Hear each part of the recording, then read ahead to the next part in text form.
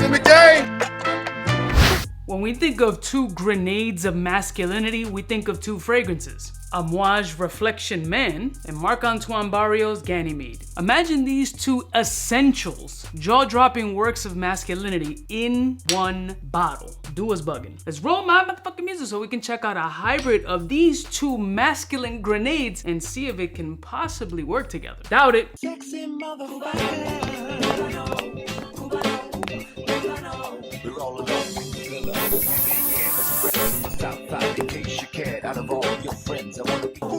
Listen, one of my beautiful peoples, you know who it is. This is your boy, C to the U to the B to the A. I've never really pictured layering anything on top of Ganymede, nor have I ever really thought about layering anything with Amouage. They're just perfectly set up amazingly to work on their own. Now, let me just smell them side by side. Peppery, musky, beautiful rendition of what an everyday man should smell like. Now, Ganymede, that's just levels of special that only the 1%ers can understand.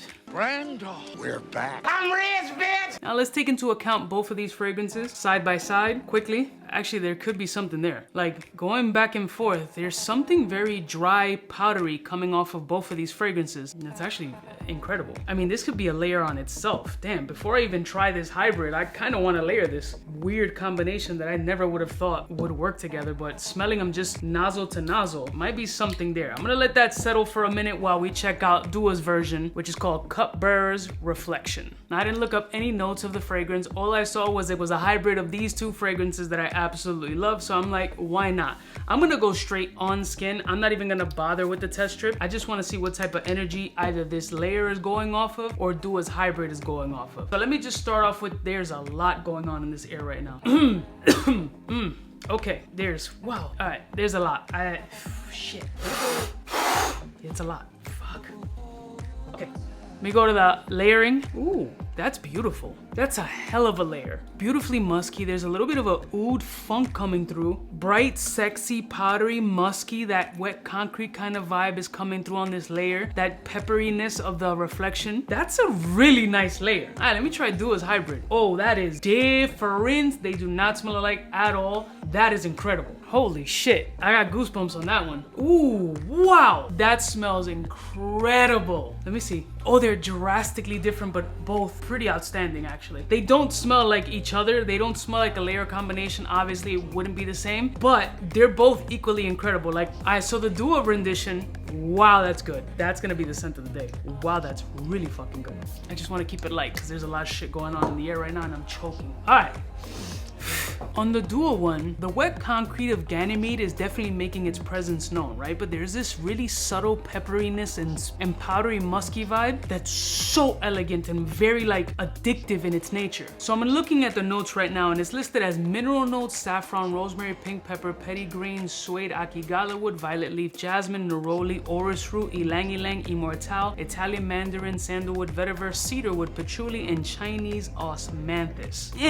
I get beyond elegance, daily wear, sports coat, turtleneck, light sweet orangey peel, pepper leathery, amazingly good. It's so fucking classy. This is definitely a vibe. But let's go back to this layer because this layer is no joke. There's a lot of funk and oudiness coming off the layer. That's very unusual. It's definitely coming from the Ganymede, but there's a lot more cuminy, wet oud, almost animalic in its nature, like coming off the skin, which is not off-putting because you shouldn't be all up in it, but it's very deep and rich and very robust and poppy with a light funk to it. There's this hayish, dirty mineral note, kind of soilish, coming off the skin from this layer, but it also adds this element of big, beefy paws. That sounded crazy. Masculinity and kind of Zangief-like qualities from Street Fighter. A little bit of a funk, slight BO, layered with fragrance. Very unusual, but something about it, I'm with it. The Dua version has zero funk, powdery musky pepper, suede orange peel, wildly elegant. Now there isn't much of a sillage bubble going on at this moment, thank God, I'm not dying here. And the two sprays that I did on myself are kind of just lingering very chill, but they feel a little bit close. They don't feel like big powerhouse monsters around me. There is a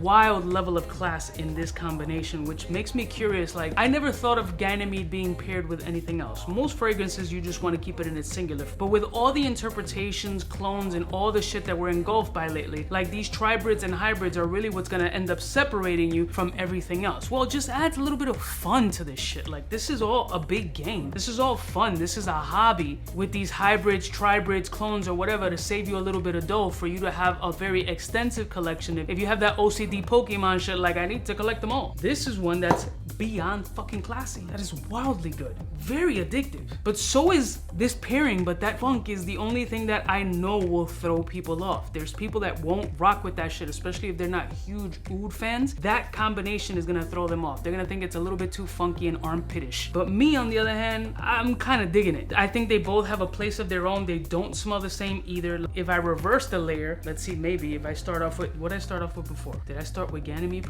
No, I think I ended with Ganymede. I don't remember. Ganymede, and then throw a little Reflection Man on top of that. Definitely a little bit different. Less of that funk, but also not as fun. It's so weird how you can just cross them and they just switch up completely. Doesn't smell like this hybrid either. Now the hybrid is becoming a little bit of a skin scent right now. It's not a big power bomb, I'm gonna be honest with you. It's becoming a little skin scent-ish. I think I did 1 or 2 sprays max. It's a little bit tight to the skin, still very sexy, but tight to the skin. This is still popping. A lot less funk. Oh, wait, the funk is coming up, but it feels a little bit softer. Still equally beautiful. I mean, this hybrid is fantastic. Very gentlemanly, very classy, very sexy, very unexpected. With a slight playful quality, but it's more maturity and classiness, like an essential type piece in the collection. Do a fanboys who aren't the biggest fans of Ganymede or just like some elements of it, but not all of it, I think you're gonna get it out of this joint. Absolutely a ball spray. Yeah, it's not a big powerhouse fragrance. It's not a big beast mode fragrance as some duo ones really project and they're like obnoxiously strong. I think the initial burst where I was almost dying was a combination of these 3 fragrances kind of just doing too much in the air. But this doesn't seem to be a big cloud bubble sillage beast. It seems to be just a very tight fragrance, which is fine. I mean, you want beast mode, you can get beast mode. But this joint is kind of like a 5 sprayer. Take with you and possibly reapply for that board meeting. I love y'all mother suckers from the heart. I'll put a link in the description. Shout out to Duo for sponsoring today's video. And they had other hybrids with Ganymede in it that I really want to see what kind of layering they come up with. I'll see y'all stitches next time. You know what it is, biggest in the game. Smooches.